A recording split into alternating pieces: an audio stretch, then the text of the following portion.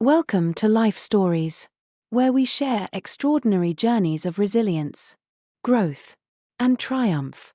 Today, we bring you the inspiring story of Ryan Bennett, a man who rose from a childhood of hardship and bullying to become the chairman of a multi-billion-dollar empire. This is a tale of overcoming adversity, facing the past, and finding closure in unexpected ways. Join us as we explore Ryan's journey, filled with profound lessons about strength, forgiveness, and the true meaning of success. Don't forget to subscribe to Life Stories to begin today's story and discover more incredible journeys. My earliest memories were shaped by chaos. Home wasn't a refuge, it was a battlefield. My parents, deeply flawed and perpetually angry, filled the house with shouting matches that made the walls tremble. I remember lying in bed as a child, staring at the ceiling, my heart racing as their voices grew louder, waiting for the inevitable crash of something breaking or one of them storming out the door. Love wasn't something I ever saw between them, it was always blame, bitterness, and a deep resentment that somehow extended to me. School wasn't any better. While other kids arrived with bright eyes and backpacks filled with fresh supplies, I shuffled in wearing hand-me-down clothes that didn't fit and carrying a sense of dread. My appearance, my quiet demeanor, and my family's reputation made me an easy target. The other kids laughed at my torn shoes or my lack of lunch money. They whispered about me behind my back, sometimes not even bothering to whisper. But no one was as cruel as Lauren. Lauren was everything I wasn't. She had it all: good looks, excellent grades, and athleticism. Her parents were professionals, her father a doctor and her mother a senior executive at a prominent company. She carried herself with the confidence of someone who had never had to worry about whether there would be food on the table or whether her parents would be home at night. To her, I was less than nothing, a punchline to an ongoing joke. "Why do you even come to school, Ryan? Don't you feel embarrassed?" she'd sneer, her voice dripping with disdain. I never replied. What could I say? Any retort would just give her more ammunition. She would look at me like I was something dirty she'd stepped in, making sure everyone around us saw her disdain. Lauren was popular, and her scorn had a way of rubbing off on others. Even the few kids who occasionally showed me kindness avoided me when she was around, afraid of becoming her next target. Her parents' status gave her a kind of immunity. Teachers turned a blind eye to her behavior, unwilling to reprimand the daughter of a family so well connected. Meanwhile, my parents' reputation worked against me. The gossip about their arguments and their irresponsible ways had seeped into the community. No teacher stood up for me. No one defended me. All I could do was endure. But enduring wasn't the same as accepting. Deep inside, I knew I couldn't stay in that life. I didn't want to become like my parents, trapped in a cycle of anger and failure. I didn't want to spend my life being someone else's punching bag, someone else's joke. I needed to break free. One day, I confided in a teacher at the foster care facility where I occasionally sought refuge. "I want to start working after middle school," I told her. She frowned, clearly concerned. "Ryan, I really think you should at least go to high school." I shook my head. "No, it's fine." I couldn't tell her the real reason, that I wanted to escape my parents for good. That the only way to build a life of my own was to leave as soon as possible. To her credit, she didn't push too hard. Instead, she listened. "If you're serious about working, maybe try a factory job," she suggested. "Some factories provide dormitories, so you'd have a place to stay. It's hard work, but it's steady." Her words planted a seed of hope. A factory job might be my ticket out. It wasn't glamorous, but it was a chance to earn my independence, to start fresh. When I graduated middle school, I wasted no time. I searched for factory jobs and eventually found one at a food processing plant called Crestwell Foods. They offered dormitory housing for employees, which was exactly what I needed. It was a lifeline, a place where I could live without relying on anyone. The work was simple but monotonous. I spent my days adding ingredients to machines, checking equipment, and doing whatever repetitive tasks were assigned to me. There wasn't much time to think. And that was a relief. I didn't have to explain myself to anyone. Didn't have to worry about being mocked or judged. For the first time in my life, I felt like I had some control. At Crestwell Foods, I met Cody. He was in his late 20s. A cheerful, slightly sloppy guy who had a knack for making people laugh. Cody was one of the few workers who went out of his way to talk to me. "Good work today, Ryan," he'd say with a grin, offering me a fist bump. His easygoing nature was a welcome change from the guarded, solitary atmosphere of the factory. I looked forward to our breaks, where we'd sit together and chat about nothing in particular.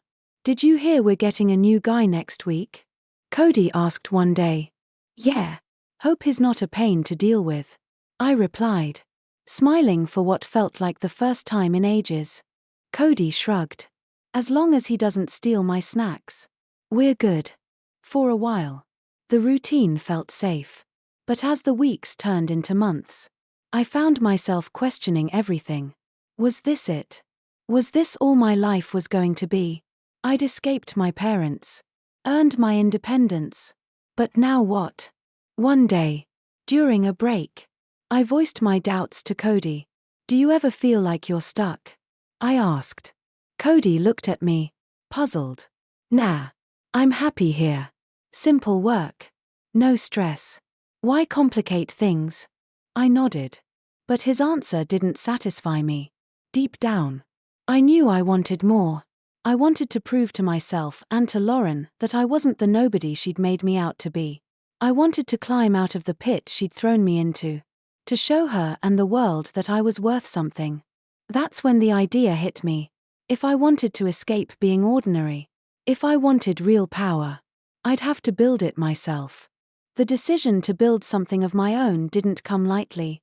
I had no money, no higher education, and no network of influential contacts. But I had grit. And more importantly, I had a reason. Lauren's voice still echoed in my head, her mocking laughter fueling my determination. I wasn't content to merely survive anymore. I wanted to succeed, to climb higher than anyone could have ever imagined someone like me could climb. I spent hours after my shifts at the factory reading about business and industries. I borrowed old textbooks and business magazines from the local library. Every spare dollar I earned went toward learning tools, second-hand books, a used laptop. Cody noticed my growing obsession. "Are you seriously thinking of starting a business?" he asked one evening, his voice skeptical but not unkind. "Yeah," I replied. "I'm serious. It's the only way forward." He shook his head, chuckling. "Man, you've got guts. I won't stop you. But don't overdo it." "Okay." I nodded, appreciating his concern. Cody was the only person in my life who treated me as an equal. But even he couldn't understand the fire burning inside me. I wasn't just chasing a dream, I was chasing redemption. When the opportunity finally came, I seized it. I quit my job at Crestwell Foods and used the little savings I had to start my first business, Bennett Steel, a company dealing in raw materials like steel and iron. It wasn't glamorous, but it was practical. Factories, construction companies, and manufacturers always needed steel. I began small, working out of a dingy rented office with nothing but a phone and a dream. The early days were grueling. I was the salesman, the accountant, the manager, and the delivery driver all rolled into one. There were days when I barely slept, spending long hours cold calling potential clients, negotiating contracts, and figuring out logistics. Rejection became a constant companion, but every no only fueled my resolve. Eventually, I caught my first big break. A small construction company took a chance on me, placing an order for steel rods. I poured everything into fulfilling that order, knowing that even a single mistake could ruin my fledgling business. When the client was satisfied and returned for more, I felt a surge of confidence. Maybe I could do this after all. As the months passed, word spread about Bennett Steel's reliability. My client base grew. And so did my team. From 1 employee to 10. Then 50. And before long, I found myself leading a company that was no longer just surviving but thriving. It felt surreal. For someone who had started with nothing. Seeing the company's name on contracts, trucks, and warehouse walls was like living in a dream. But I didn't stop there. My ambition demanded more. I began expanding into other industries: automobiles, energy, food production. Each new venture carried risks, but I embraced them. I reinvested every profit, sacrificing comfort for growth. I wasn't just building a business, I was building an empire. By the time Bennett Steel rebranded as Bennett Enterprises, it had become a multi-billion-dollar conglomerate, with over 100 subsidiaries and revenues that placed us among America's top corporations. I had achieved something unimaginable for someone with only a middle school education.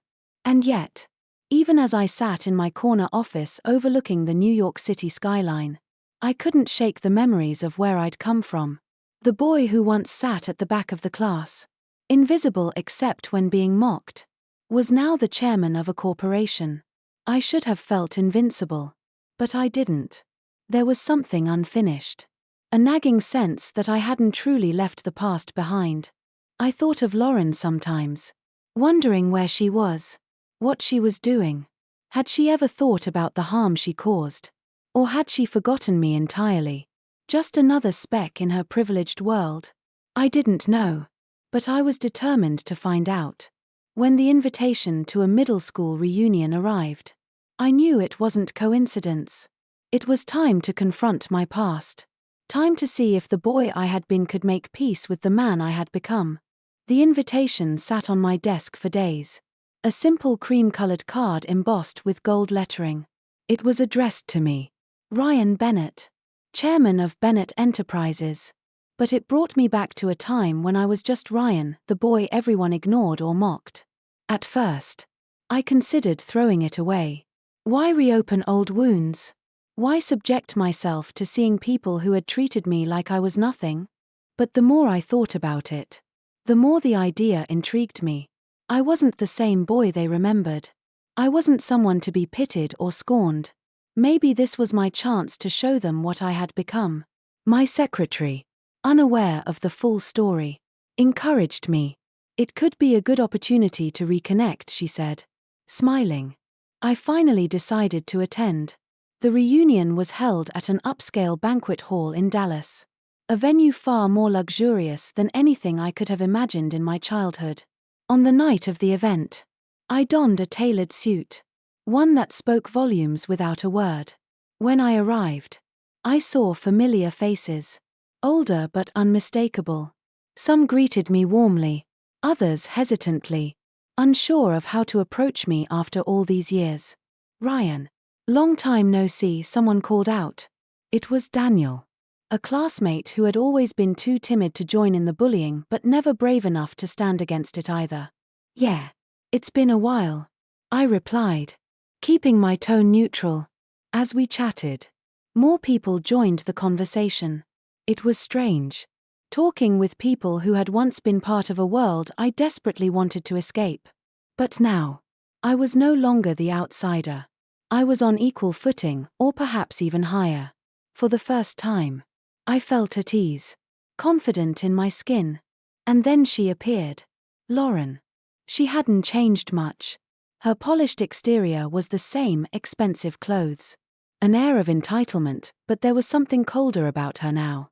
Something hollow. She spotted me almost immediately and made her way over, her expression unreadable. Ryan, she said with a smirk. I didn't think you'd actually show up.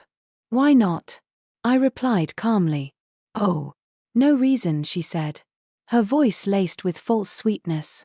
Then, as if on cue, the servers began bringing out the meals. I noticed something odd immediately. While everyone else received full plates of appetizers and entrees, the server placed a single plate in front of me, a dry, hardened white roll. Nothing else. Lauren let out a small laugh, drawing the attention of those around us. I really don't understand why someone like you would come to a reunion like this. Did you think we'd forgotten who you were?" Her words hung in the air, sharp and biting. The laughter from others followed, though a few looked uneasy, clearly unsure if this childish display was appropriate at their age. But Lauren didn't care. She reveled in the attention, just like she always had. For a moment, I sat there, staring at the role. Old emotions surfaced: anger, humiliation, hurt, but they didn't consume me the way they once would have. Instead, I felt a quiet determination settle over me. I picked up the roll, wrapped it in a napkin, and stood up. "I'll be sure to savor it," I said, my voice steady and firm. Then I walked out, leaving the room behind me. The next day, an opportunity for justice presented itself. Lauren worked for Coleman Trading, a company I had been negotiating a $600 million deal with.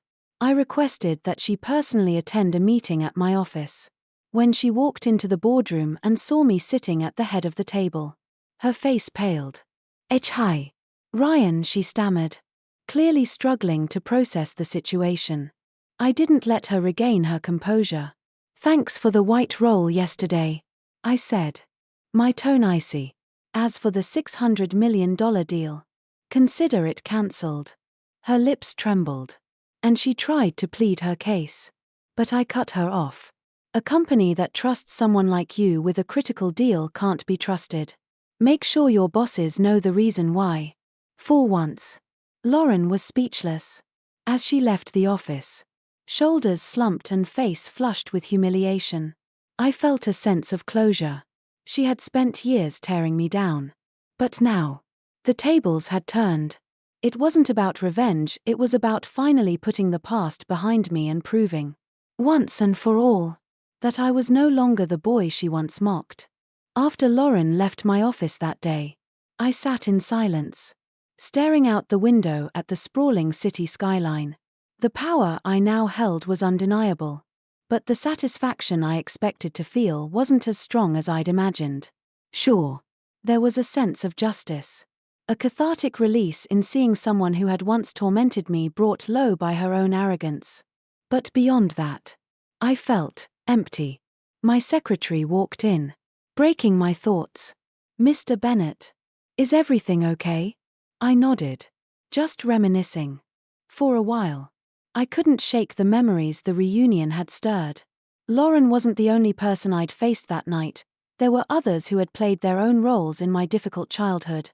Surprisingly, some of them reached out to me after the reunion, their tone filled with genuine remorse. "I'm sorry," Ryan said, one email from Daniel. "I should have stood up for you back then. I didn't have the courage." It was strange to hear apologies after all these years. But they didn't feel hollow. I knew the fear of standing up to someone like Lauren. I'd lived it.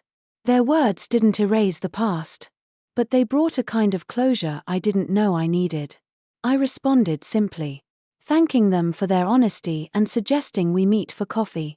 When I sat down with Daniel a week later, I saw something in him I hadn't expected, a desire to connect, to rebuild. Over the course of an hour, we talked not just about the past but about our lives now. It felt strange, yet refreshing, to sit across from someone who had once been a distant figure in my life and find common ground. "Let's grab a drink sometime," Daniel said as we wrapped up. "I'd like to keep in touch." "Yeah," I said, smiling. "That sounds good." Rebuilding connections like this felt foreign to me. For so long, I'd kept people at arm's length, afraid of being hurt again. But now, for the first time, I realized I didn't have to keep running from my past. I could face it, learn from it, and even let parts of it back into my life. As I continued processing everything, I found myself drawn back to Crestwell Foods, the factory where my journey had begun. The company had come up for acquisition, and I'd decided to bring it under the Bennett Enterprises umbrella, not for profit, but for something deeper. When I visited the factory, I walked through the familiar halls, now slightly modernized but still holding echoes of the past. The memories flooded back: the long shifts, The clanging of machinery. The quiet solace I'd found in the routine. And then I saw Cody.